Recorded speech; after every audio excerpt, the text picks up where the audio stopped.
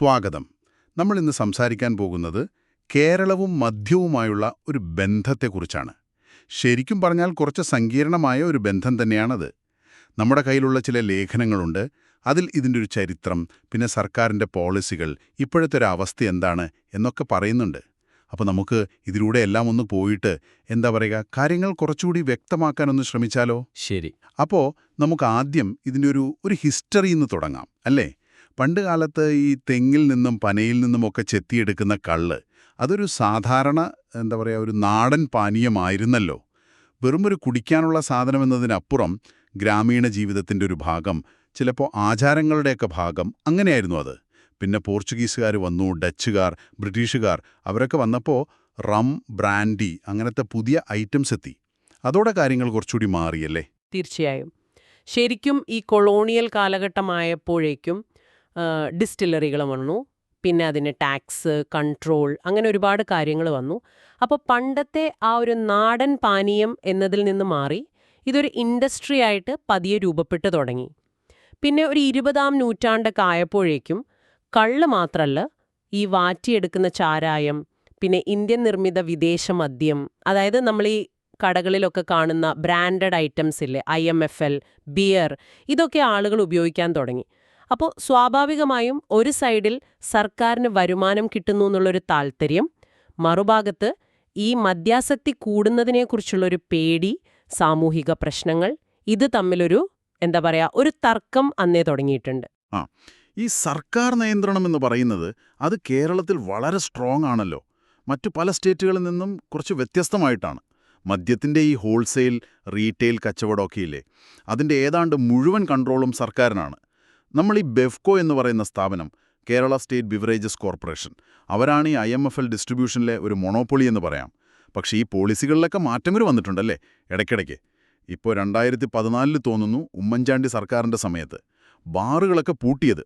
പിന്നെ ഘട്ടം ഘട്ടമായിട്ട് മദ്യനിരോധനം കൊണ്ടുവരാനൊരു ശ്രമം നടന്നില്ലേ? അത് ഓർക്കുന്നുണ്ടാവുമല്ലോ. അതെ അതെ, ആ ഒരു പോളിസി വലിയ ചർച്ചയൊക്കെ ആയിരുന്നു. പക്ഷേ ഇതിൻ്റെ ഒരു എക്കണോമിക് സൈഡ് നോക്കിയാൽ കാര്യങ്ങൾ കുറച്ചുകൂടി കോംപ്ലിക്കേറ്റഡ് ആവും. അതായത് സ്റ്റേറ്റിൻ്റെ ടോട്ടൽ ടാക്സ് റവന്യൂ ഇല്ലേ, അതിൻ്റെ ഒരു 25-30% വരെ, ഏകദേശം ഒരു 14,000 കോടി രൂപ വരും വർഷം. അത് വരുന്നത് ഈ മദ്യത്തിൽ നിന്നാണ്. ഇത് വലിയൊരു തുകയാണ്. ഒരുപക്ഷെ വിദ്യാഭ്യാസം, ആരോഗ്യം, ഇതിനൊക്കെ വയ്ക്കുന്ന ബഡ്ജറ്റിനോളം വരും. അപ്പോൾ ഒരു കംപ്ലീറ്റ് നിരോധനം എന്നൊക്കെ പറഞ്ഞാൽ അത് ഫിനാൻഷ്യലി വലിയൊരു അടിയാവും സ്റ്റേറ്റിന്. അതുകൊണ്ട് തന്നെ ഒരു വശത്ത് ഈ മതസംഘടനകൾ, സ്ത്രീ സംഘടനകൾ, ഇവരൊക്കെ പ്രഷറുണ്ട് മദ്യത്തിനെതിരെ. മറുവശത്ത് സ്റ്റേറ്റിന് ഈ വരുമാനം കിട്ടാതിരിക്കാനും പറ്റില്ല. അതങ്ങനെ ഒരു വടംവലി പോലെ നിൽക്കുന്ന ഒരവസ്ഥയാണ്. ശരി. ഇപ്പോഴത്തെ അവസ്ഥയിലേക്ക് വന്നാൽ ഈ കണക്കുകളൊക്കെ നോക്കുമ്പോൾ ഇന്ത്യയിൽ പെർ ക്യാപിറ്റ കൺസംഷൻ, അതായത് ആളോഹരി മദ്യ ഉപഭോഗം, അതേക്കും കൂടുതലുള്ള സ്റ്റേറ്റുകളിലൊന്നാണ് കേരളം എന്നാണ് പറയുന്നത്. വർഷം ഏകദേശം ഒരു 8.3 ലിറ്ററൊക്കെ വരും ഒരാൾക്ക്. ബെവ്കോയും പിന്നെ കൺസ്യൂമർ ഫെഡും കൂടി ഏകദേശം 900-ൽ കൂടുതൽ ഔട്ട്ലെറ്റുകളുണ്ടെന്ന് തോന്നുന്നത്. പിന്നെ തിരക്ക് കുറയ്ക്കാൻ വേണ്ടി ആ വെർച്വൽ ക്യൂ സിസ്റ്റമൊക്കെ കൊണ്ടുവന്നില്ലേ, ബെവ്ക്യൂ ആപ്പ്, അത് ഇന്ത്യയിൽ ആദ്യമായിട്ടായിരുന്നു അല്ലേ? അതെ, അങ്ങനെ ഒരു ആപ്പ് വന്നത് ആദ്യമായിട്ടായിരുന്നു. ആ കണക്കുകൾ ശരിക്കും നമ്മളെ അത്ഭുതപ്പെടുത്തുന്നതാണ്. പിന്നെ ഈ ഉത്സവ സമയത്തൊക്കെ, ഓണം, ക്രിസ്മസ്, ന്യൂ ഇയർ, അപ്പോഴൊക്കെ പിന്നെ പറയണ്ട, സെയിൽസ് റോക്കറ്റ് പോലെയാവും അല്ലേ? ചിലപ്പോൾ ഒരാഴ്ച കൊണ്ടൊക്കെ 600 കോടിയൊക്കെ കടക്കുന്നൊക്കെ കേൾക്കുന്നു. അത് ശരിയാണ്. ആ കണക്കുകൾ ഭയങ്കരമാണ്. എന്നാൽ അതിനൊരു ഡാർക്ക് സൈഡ് കൂടിയുണ്ട്. പ്രധാനമായും ഈ ചെറുപ്പക്കാർക്കിടയിൽ മദ്യാസക്തി കൂടുന്നു എന്നൊരു പേടി അല്ലെങ്കിൽ ആശങ്ക വളരെ വലുതാണ്. ഒരുപാട് ഡി അഡിക്ഷൻ സെന്ററുകൾ, ബോധവൽക്കരണ പരിപാടികളൊക്കെ നടക്കുന്നുണ്ട് ജില്ലകളിലൊക്കെ. എന്നാലും പ്രശ്നം അവിടെയുണ്ട്.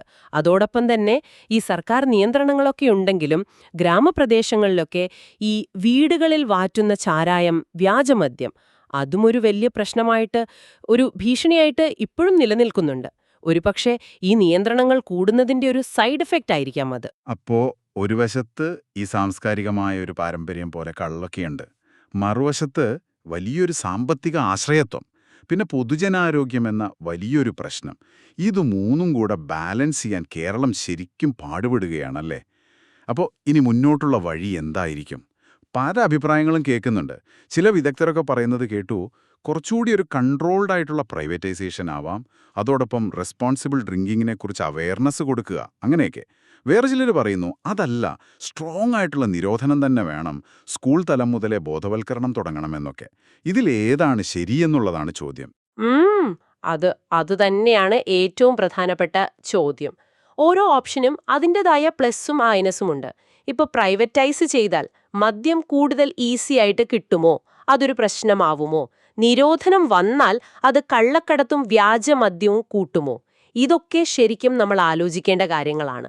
അതുകൊണ്ട് തന്നെ ഈ കേരളത്തിലെ മദ്യം എന്ന് പറയുന്നത് വെറുമൊരു പാനീയം എന്നതിനപ്പുറം അത് സ്റ്റേറ്റിന്റെ ഒരു സങ്കീർണമായ സോഷ്യോ എക്കണോമിക് സിറ്റുവേഷന്റെയും അവിടെ നിലനിൽക്കുന്ന പലതരം ആശയക്കുഴപ്പങ്ങളുടെയും ഒരു സിമ്പൽ കൂടിയാണ്.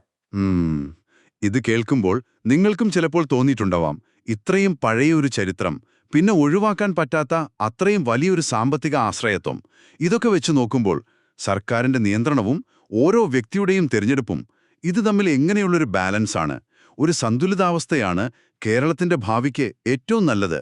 ഇതൊരു ഒന്ന് ആലോചിച്ച് നോക്കാവുന്നൊരു കാര്യമാണ്.